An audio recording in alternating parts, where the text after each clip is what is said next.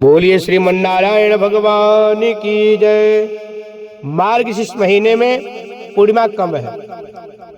2024 दिसंबर में मार्गशीर्ष मास का पूर्णिमा आपको इस वीडियो के माध्यम से जानकारी प्राप्त होगा और आप लोगों को कुछ खास मैं उपाय बताऊंगा जिसको करके आप लोग अपना भाग्य जगा सकते हैं और अपने घर में भगवान नारायण के साथ साथ माँ लक्ष्मी का कृपा पा सकते हैं, धन धान्य में वृद्धि कर सकते हैं।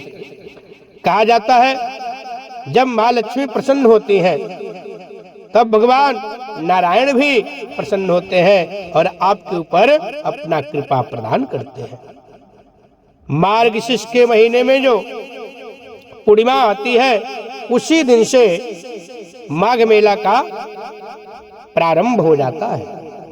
तो माघ मेला प्रारंभ कब हो रहा है मैं आपको आज बताने वाला हूं और इस मार्गशीर्ष की पूर्णिमा में आप लोग अपने जीवन में एक बहुत ही महत्वपूर्ण काम कर सकते हैं।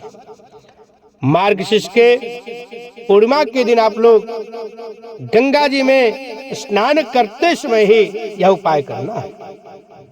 जब आप मार्गशीर्ष के दिन गंगा तट पर जाएंगे तो आप लोग स्नान करते समय एक उपाय अवश्य करिए। उस उपाय को करने से आपको तो लाभ प्राप्त होगा ही होगा, आपके परिवार वालों का लाभ प्राप्त होगा और आपका कल्याण होगा, आपके परिवार के सभी सदस्यों का भी साथ साथ कल्याण होगा।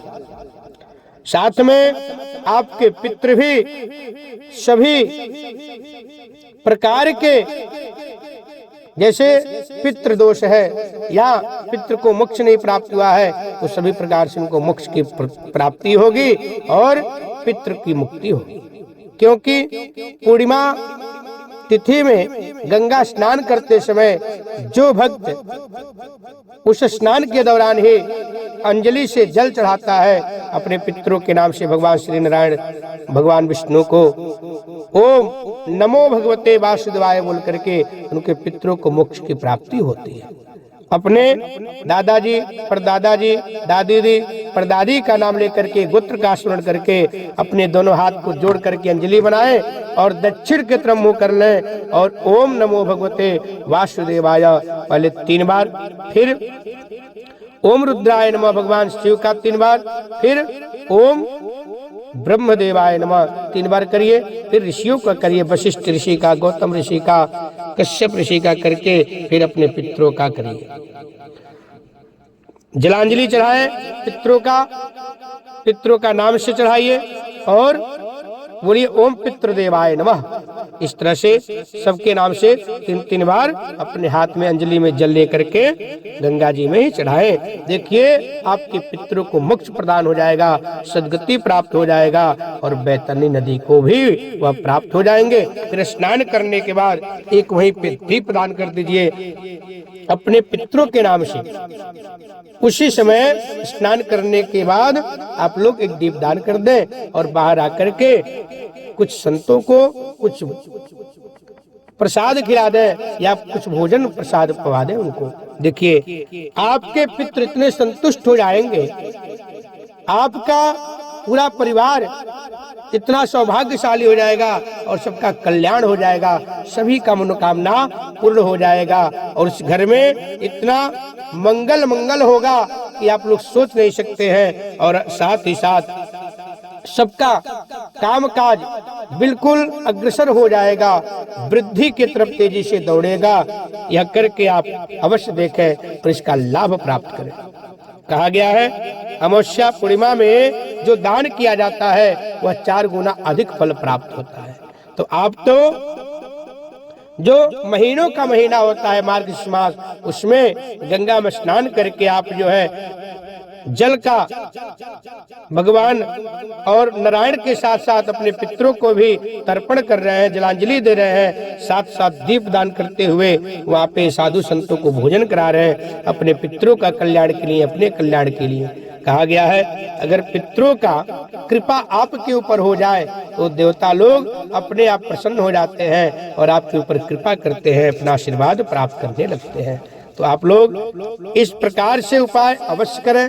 और साथ में ही वहां से आने के बाद या वहीं पे अगर आप संभव है आप कर सकते हैं तो 5 कमल गट्टा ले लें और ओम श्रीम श्री नमः 108 बार बोल करके अपने पर्स में रख लें और उस पे गंगा जल का छींटा वहीं पर स्नान करा करके छींटा लगा करके फिर ला करके अपने घर में तिजोरी में रख दीजिए। देखिए आपके घर में धन धान की कितना ज्यादा वृद्धि होती है, आपका कारोबार कितना तेजी से चलने लगेगा। मार्गशीर्ष महीने का जो पूर्णिमा है 15 दिसंबर दिन रविवार को है, तो आप लोग इस दिन पूर्णिमा का पूजा भी कर सकते हैं, कथा भी कर सकते हैं। 15 दिसंबर 2024 दिन रविवार। तो प्रिय भक्तों, आप लोग ऐसे शुभ अवसर का लाभ प्राप्त करें और अपने जीवन में अपना कल्याण करते हुए भगवत आशीर्वाद प्राप्त करें। कहा जाता है पूर्णिमा की पूजा करने से, पूर्णिमा के दिन साधना करने से, गंगा स्नान करने से आपके जीवन के भी सारे पाप नष्ट हो जाते हैं। केवल मात्र भगवान नारायण के भक्ति में, उनके भजन में, आराधना में इतना शक्ति है कि वह व्यक्ति सभी पापों से मुक्त हो जाता है और अंत समय में भी स्वर्ग लोक की प्राप्ति होती है। स्वयं श्री भगवान नारायण के दूतों द्वारा पुष्पक विमान से स्वर्ग में ले जाया जाता है वह व्यक्ति जो भगवान नारायण का भक्ति करता है, भगवान नारायण का साधक होता है, भगवान नारायण का साधना करता है और भजन स्मरण कीर्तन करता है। बोले श्रीमन नारायण भगवान की जय।